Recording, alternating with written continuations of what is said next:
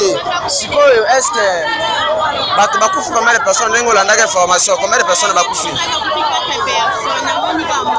Ah, bakufi nde 4 personnes. Mais bato mosusu bazoloba ke eza 4 personnes te bakufi nde 3 personnes. Ah, camion yango esalisi accident ngo nde yango oyo. Camion yango eza na nsima. Ok, tokoki meme kokende mpo tofilme yango toyeba ndenge nini camion yango esalisi accident.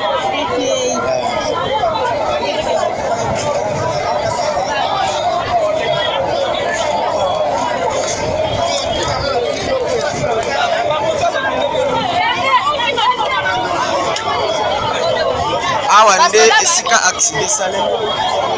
Accident salemi awa. 3 personnes bakufi. 3 personnes bakufi na accident.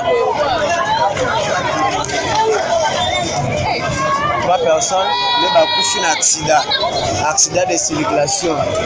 Ba moto salemi accident.